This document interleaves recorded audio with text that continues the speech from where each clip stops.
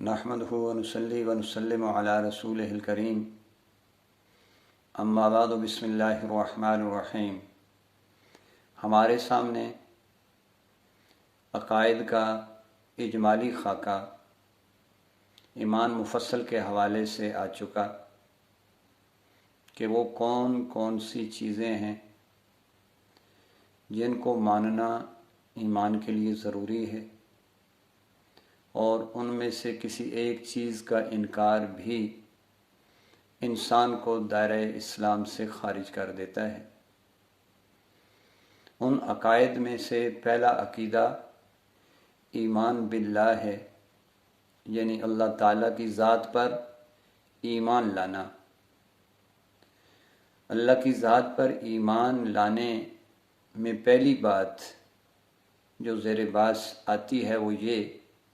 کہ اللہ تعالیٰ موجود ہیں، وجود رکھتے ہیں، اور یہ وہ عقیدہ ہے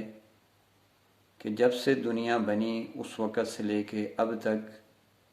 ہر حصے میں، ہر خطے میں سب کے سب لوگ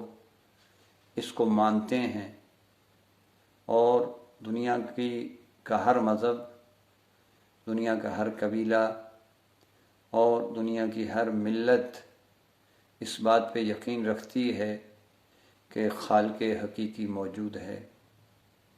لیکن ایک گروہ جس کو مادہ پرست کہا جاتا ہے،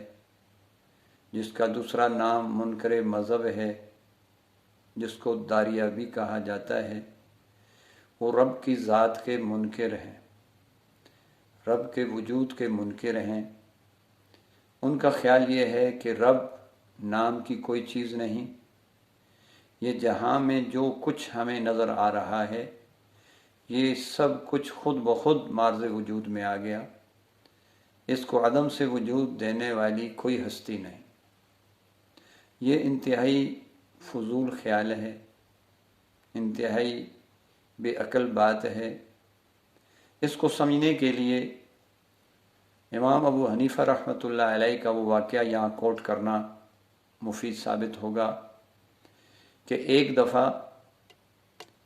امام صاحب کا اس گروہ کے ساتھ بحث مباحثہ طے پایا، تو جو وقت طے پایا تھا آپ جان بوجھ کر اس میں تھوڑے لیٹ ہو گئے، اور آپ کے درمیان اور اس جگہ کے درمیان جہاں یہ بحث ہونی تھی درمیان میں دریا آتا تھا، تو آپ تھوڑا دیر سے وہاں پہنچے، اور پہنچتے ہی آپ نے اپنی تاخیر کی وجہ بیان کی کہ میں اپنے وقت پر دریا کے اس کنارے تو آ گیا تھا، لیکن اس وقت وہاں کشتی نہیں تھی، لہٰذا مجھے کشتی کا انتظار کرنا پڑا۔ فرماتے ہیں کہ پھر میں نے اچانک کیا دیکھا کہ ایک درخت خود بخود گرتا ہے، اور اس کے تنے میں سے خود بخود پھٹے بنتے ہیں، پھر خود بخود وہ پھٹے جڑتے ہیں، کشتی کی شکل اختیار کرتے ہیں، پھر وہ کشتی خود بخود سفر کر کے میرے پاس آتی ہے، مجھے اٹھاتی ہے، اور دریا کے دوسرے کنارے پہ مجھے جا کے اتار دیتی ہے۔ اس کشتی کو چلانے والا کوئی ملاح نہیں تھا، تو چونکہ کشتی بننے میں، میرے پاس آنے میں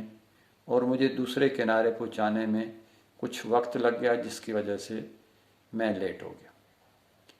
یہ آپ نے واقعہ جب بیان کیا تو مجمع نے بیک زبان کہا کہ یہ کیسے ممکن ہے، بلکہ فریق مخالف نے بھی الٹا مذاق اڑایا کہ یہ آپ کیسی بات کر رہے ہیں، یہ بات عقل میں آنے والی نہیں، کیسے خود بخود درخت گر سکتا ہے، کیسے خود بخود درخت کے